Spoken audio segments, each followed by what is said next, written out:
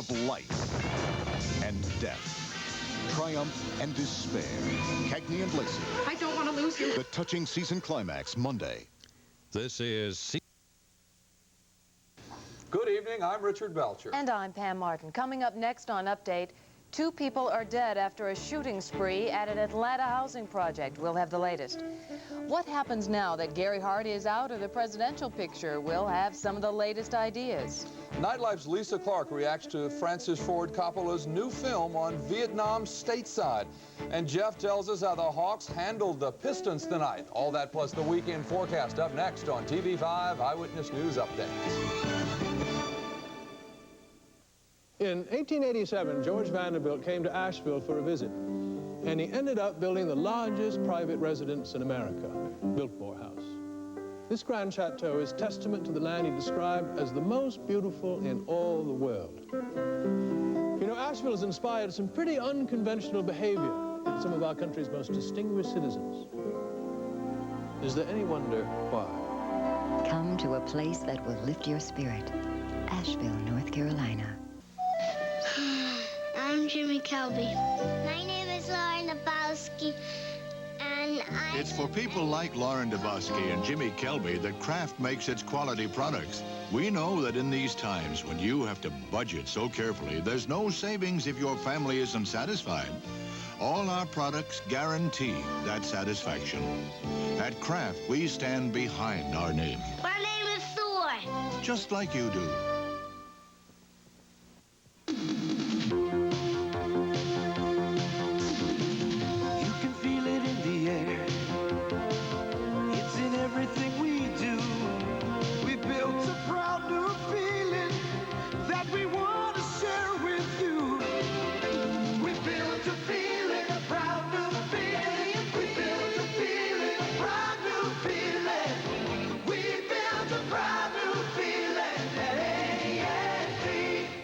Mystery with Mrs. Columbo, tonight at midnight.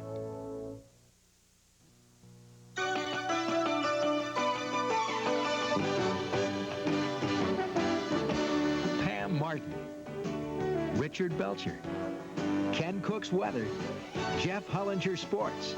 From TV5 in Atlanta, this is Eyewitness News Update. Good evening. Right now, Atlanta police have set up roadblocks near a housing project only blocks east of the Atlanta Fulton County Stadium, and they are looking for a teenager who is suspected of going on a deadly shooting spree tonight. It happened at the Capitol Homes Project, a housing project run by the city of Atlanta. 2 people were killed. Police say they are juveniles. 1 juvenile died on the scene, another died at Grady Hospital. We have no word yet on their identities.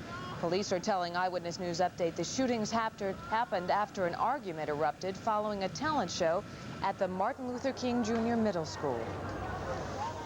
Our top national story this evening, his personal political ambitions in ruins tonight. Gary Hart has, by his own departure, shifted the debate from his morality to the news media and their impact on the American political system. Going out with self-described defiance, Hart...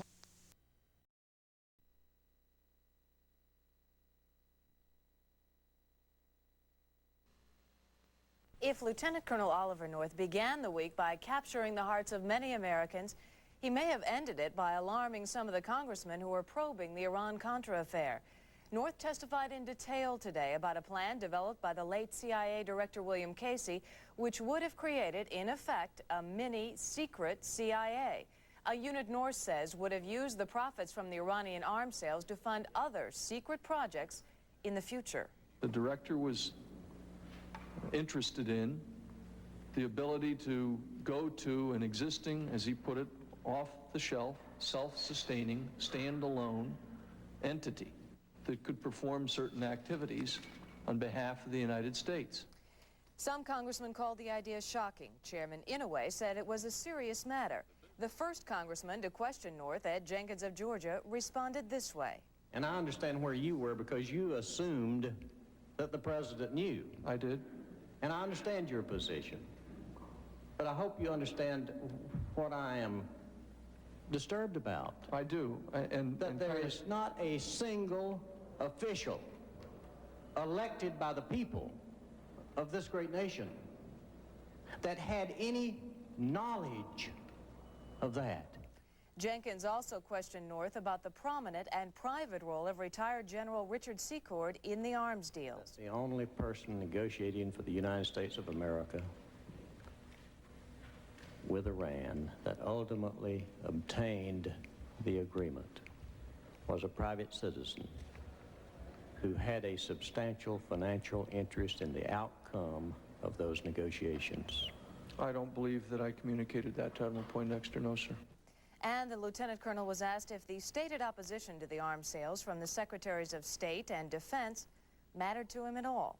Did there ever come a moment when you asked yourself, why doesn't the Secretary of State agree with me? Why doesn't the Secretary of Defense agree with me? They don't have to agree with me. At the end of the day, North talked about what could prove to be the ultimate irony for him. What if fallout from this scandal kills the administration's efforts to get new funding for the Contras later this year? For the love of God and the love of this nation, don't hang around Ollie North's neck the cutoff of funds to the Nicaraguan resistance again.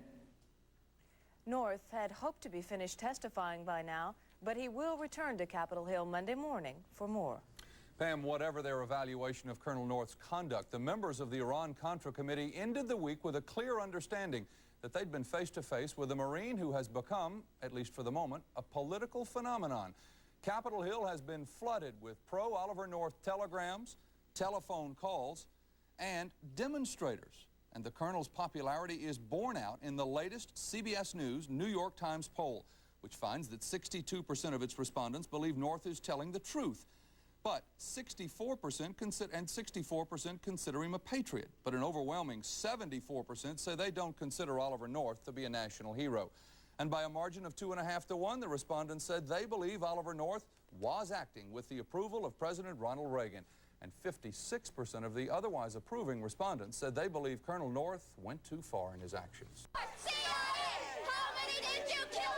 As critics protested outside, North entered for a full day of lectures from members of the committee, the most forceful from Maine Senator Mitchell. It is possible for an American to disagree with you on aid to the Contras and still love God and still love this country just as much as you do.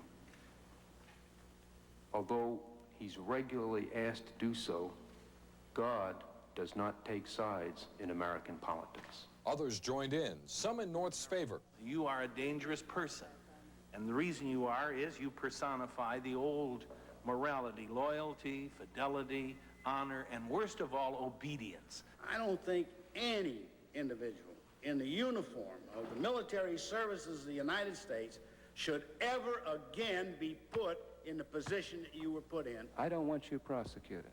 I don't. I don't think many people in America do. And I think there's going to be one lot of hell raised if you are. North was allowed to answer a few questions, making a speech or two of his own. My sense is that we are going to agree to disagree at the end of this hearing on how wide and perhaps even how deep the presidential authorities go. The committee chairman was called upon to clarify remarks he made over the weekend, suggesting a memo shows North's boss, Admiral Poindexter, told the president about profits from the arms sales to Iran. I did not say that the president was briefed, but it is up to the admiral now to tell us first, did he brief the president? If so, what did he tell the president? Colonel North, in your work at the NSC, were you not assigned at one time to work on plans for the continuity of government in the event of a major disaster? Mr. Chairman. I believe that question touches upon a highly sensitive and classified area, so may I request that you not touch upon that, sir. I was particularly concerned, Mr. Chairman, because I read in Miami papers and several others that there had been a plan developed by that same agency, a contingency plan in the event of emergency that would suspend the American Constitution. And I was deeply concerned about it and wondered if that was the area in which he had worked. I believe that it was, but I wanted to get his I most confirmation. respectfully request that that matter not be touched upon at this stage. If we wish to get into this, I'm certain arrangements can be made for an executive session. Well, we'll do that in another forum, I believe, but this week... I must say the inferences from that statement are ridiculous. Mr. Chairman... We will decide whether it's ridiculous or not. That's right. Through the Twilight Zone.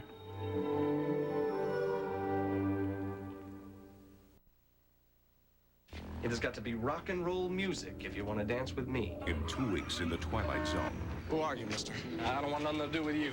Well, you can turn your back on me, Elvis, but you can't turn your back on your destiny. You're a devil, ain't you? You said you were dead, and you just come back to tempt me. I get these terrible dreams. You won't leave me alone. You're the king. You're the only king.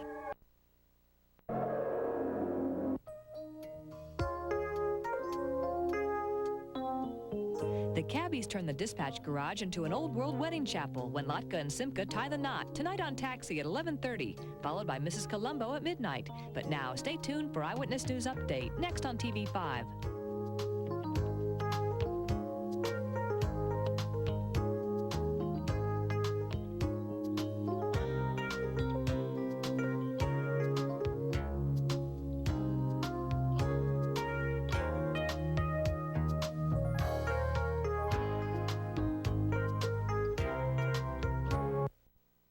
This is CBS. Only 2 actors in this particular show, but they managed to play the whole town of Greater Tuna, Texas. Our nightlife reporter Lisa Clark says you have got to see it to believe it. Take a good look at Joe Sears and Jason Williams without makeup and costume. Now look again at the pair in action in the hit off-Broadway play Greater Tuna.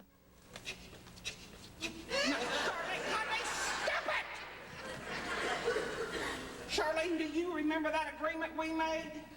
That we were going to use Sweet and Slender in our coffee? I used Sweet and Slender when I still had something to live for, Mother. Between the two of them, they play 20 characters in all in this down-home satire of small-town Texas life. Joe and Jason co-authored Greater Tuna along with playwright Ed Howard about 7 years ago. In fact, you may have seen an early version of it at Nexus Theater. Since then, it's been a hit in New York and all over the country. It was America's most produced play in 1985, and it's easy to see why. Though the play lampoons its characters, it does so affectionately, like you might laugh about your Aunt Alice and her string collection. Now we're going to find her a good diet. Yeah, you better find her a good surgeon. Just get out of here before you drive me to a rubber room at Big Spring. You might find it hard to believe these guys meant doing Shakespeare. Still, for all their zaniness, they don't want Greater Tuna to be mistaken for a campy drag queen production. The old man in the dress thing is a funny thing, but the man in the dress seriously recreating a female character is a whole other thing. And once people get beyond the shock of, oh my God, these guys are taking this seriously. They really are those old ladies. People who come to see the play enjoy it for what it's worth. It's simple, it's funny, and you identify with it. They do in New York and San Francisco. They loved it in Scotland. Oh my! They love it in Atlanta. We're selling out. Yes. The bad news is that Greater Tuna closes at the Alliance this weekend, but the good news is that as of July 24th, the show moves over to the Academy Theater. Frankly, I think that'll be a better venue. It's a smaller house. I had a little trouble catching all the lines at the Alliance, especially because of nonstop laughter. The laughter will not change, but you may be able to hear it just a little bit better at the Academy Theater. Wasn't that lime green outfit that the waitress was wearing beautiful, a nice touch? wasn't it? I've seen you wearing something like that on weekends, haven't I? Thanks a lot, Lisa. Well, Jeff would never wear lime green. That's not really one of his better colors. Certainly not.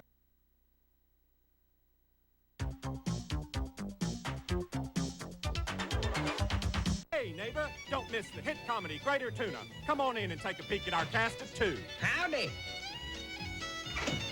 Howdy. Now, I just want to say a few words. Let's talk about ducks. Ah, come on in. The Greater Tuna at the Alliance Theater.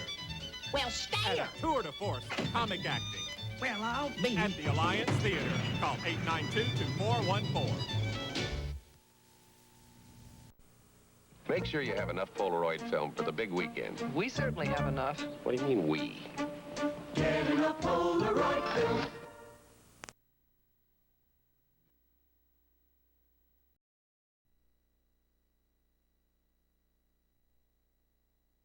One critic of the U.S. policy in the Persian Gulf says today's attack is part of the widening gulf between the military and its civilian managers. Retired Rear Admiral Jean LaRocque says the Navy has been placed in the Persian Gulf for political reasons and has not been given a clear goal. LaRocque, the director of the Washington-based Center for Defense Information, says the Reagan administration is all too often putting the military into difficult situations, then backing away. We had the press briefing today from the chairman of the Joint Chiefs of Staff. My question is, where's Frank Carlucci? Where's the Secretary of Defense? Where's the president on this issue in terms of talking to the American public? Frank Carlucci. Georgia Senator Sam Nunn, chairman of the Senate Armed Services Committee, calls the incident a tragedy, but adds American military forces must always have the right to defend themselves. And preliminary information indicates the on-scene commander believed his forces were in imminent danger. Nunn says he'll reserve judgment on the incident until he gets more information. The Armed Services Committee will be briefed on the shooting when the holiday recess ends on Wednesday. Joining us now is Representative Buddy Darden from Georgia's 7th Congressional District. Representative Darden holds the seat once held by Larry McDonald.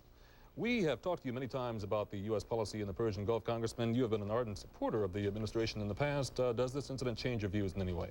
Well, Ken, quite frankly, none of us had great reservations when we went into the Gulf. But once we made the decision to go into the Gulf, and once we've committed U.S. troops and United States ships, we have no choice except to see that they're adequately protected.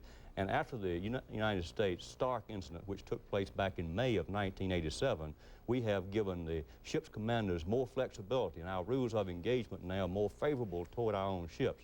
So what happened today, as regrettable as it is, was not a totally unforeseen circumstance that did in fact occur. And as regrettable as the incident happens to be, I think our ship's commander, under the circumstances, probably was justified in taking the action that he did.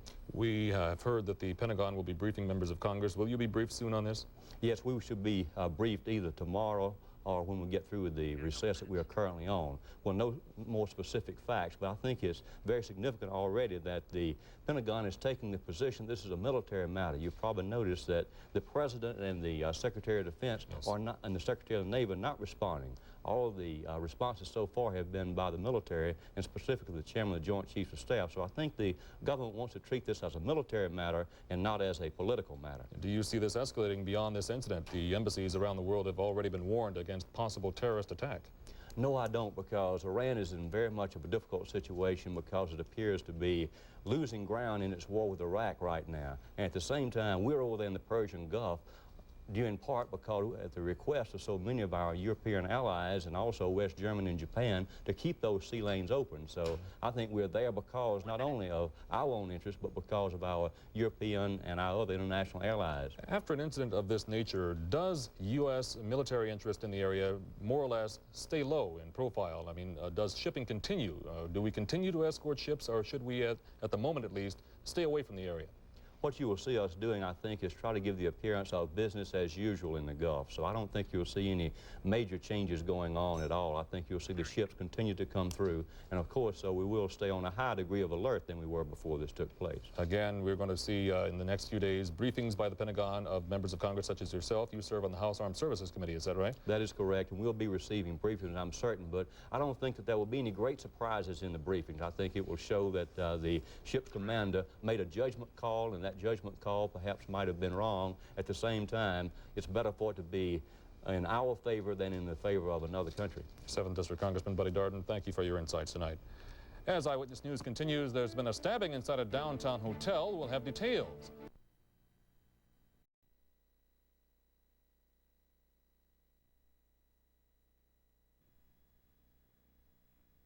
Billy Carter is dead at the age of 52. The former president's younger brother died this morning in Plains.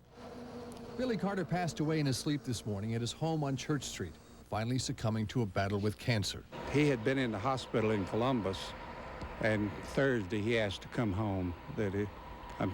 He didn't say so at the time, but I'm sure he felt like the end was coming, and he wanted to be at home when it happened. A steady stream of family and friends dropped by the home today to pay their respects, including President Carter and his wife, Rosalind. Billy Carter was the self-proclaimed beer-drinking good old boy. in contrast to his serious-minded older brother, the president. But his wisecracking and excesses became an embarrassment to the administration. I don't tell the president how to run the country. He doesn't tell me how to run my life. There was the Billy Beer and Billy's battle with alcoholism. The scandal over the $250,000 he received from the Libyan government.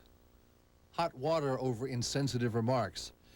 And trouble with the IRS that cost him his service station and home. And finally, the battle with pancreatic cancer that had also claimed his father and sister Ruth. We're just trying to get quality life for as long as I can live, whether it be 2 months or 5 or 6 years. By May, he had regained some of his trademark sense of humor, talking with our own Monica Kaufman. The doctors gave me 6 months to live, and I've already lived 8 months, and I plan to live 40 more years and beat them all. He even admitted he'd taken up smoking again. Have you always been so bullheaded? Yeah. And he told Monica how he wanted to be remembered. It's Billy Carter, a good father, a good husband, and a good man. A graveside funeral service will be held for Billy Carter tomorrow afternoon in Plains at 4 p.m.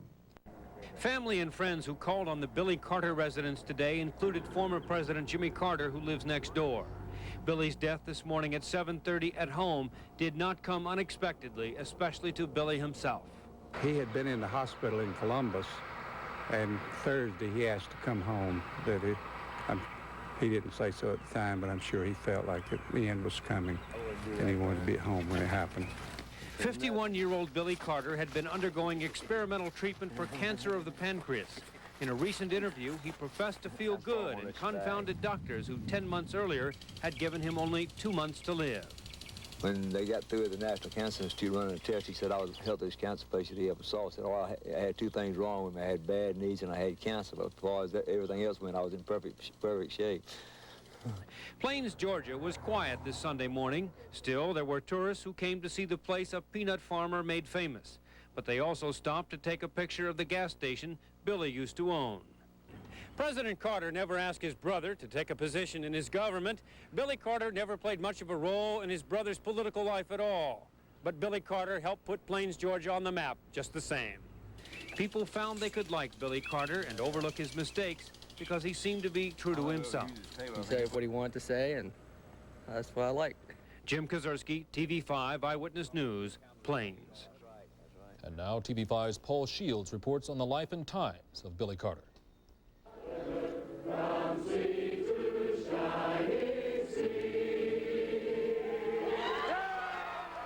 The scene at the old train depot in Plains, Georgia, election night, 1976, just moments after the Carter clan learns of Jimmy Carter's election. And there, another colorful member of the Carter family, Brother Billy. One thing I can't understand about the networks, when 1% of the vote in for Ford, they predict a winner. When 93% in and Jimmy ahead, they can't predict one. They made it stay up for a long time. President. Through the course of the campaign, Billy had become known as a character in his own right. A beer-drinking, carefree, good old boy who seemed content to run a service station while his brother prepared to run the nation. But there was another side to Billy. In the 6 years that he managed the family peanut business while Jimmy was governor and on the trail to the White House, the firm reported an annual gross income of $5 million a year. During his brother's White House years, it was learned that Billy had become involved with the Libyan government of Muammar Gaddafi. Later, Billy was hospitalized for alcoholism. So Billy's bouts with the bottle, his flirtations with the Libyan government, obscured his business ability. But regrets? He talked about that a few months ago with talk show hostess Sally Jesse Raphael. That are therapists. I've had a lot of bad times, a lot of good times. I think they made it average times. You know, I think it's averaged out. I'm not proud of a lot of things I did, and I am proud of some of the things I did. But if somebody said, if you had to do it all over again, what would you do? I said, I wouldn't want to do it all over again because I'd probably screw it up worse the second time. A year ago, Billy Carter was diagnosed as suffering from inoperable pancreatic cancer. And early this morning, with his wife Sybil, his 6 children, a former president of the United States, and other members of the family at his bedside, the 51-year-old good old boy from Plains died quietly in his sleep. Paul Shields, TV5, Eyewitness News. Another top story tonight is the debate, the first debate between presidential candidates George Bush and Michael Dukakis. An estimated 100 million people watched the debate tonight on television. Many of them were voters who hadn't decided yet who to vote for in November. As expected, both candidates came well armed with an arsenal of quick one-liners. If he keeps this up, he's going to be the Joe Azuzu of American politics. Is this the time to unleash our one-liners? That answer was about as clear as Boston Harbor. Now, They were also ready to touch on a few so-called non-issues, such as Dukakis' veto of a bill that would have required Massachusetts teachers to lead their students in the Pledge of Allegiance. you see, I'd have found a way to sign that bill. Governor Thompson of Illinois did. I'm not questioning his patriotism. Of course the Vice President's questioning my patriotism. I don't think there's any question about that. And I resent it. But most of the debate concentrated on other issues. And during the entire 90 minutes, a few specific themes kept popping up. For instance, Dukakis' recent proposal for mandated health insurance. Even when the questions were about the deficit or the inner cities, the rhetoric turned back to health insurance.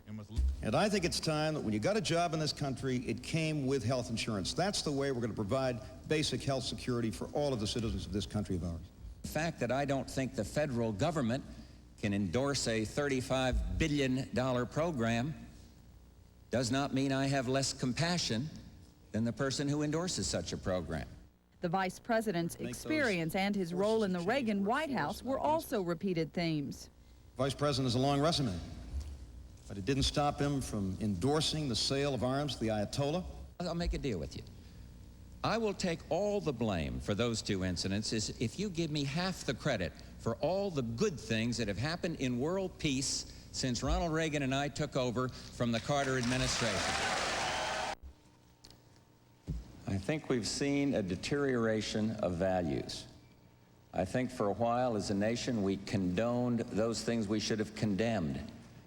For a while, as I recall, it even seems to me that there was talk of legalizing or decriminalizing marijuana and other drugs. And I think that's all wrong. So we've seen a deterioration in values. And one of the things that I think we should do about it in terms of cause is to instill values into the young people in our schools. We got into this feeling that value-free education was the thing.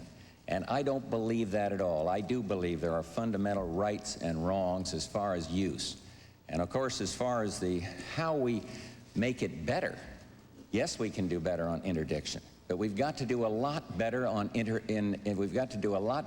education, and we have to be tougher on those who commit crimes. We've got to get after the users more. We have to change this whole culture.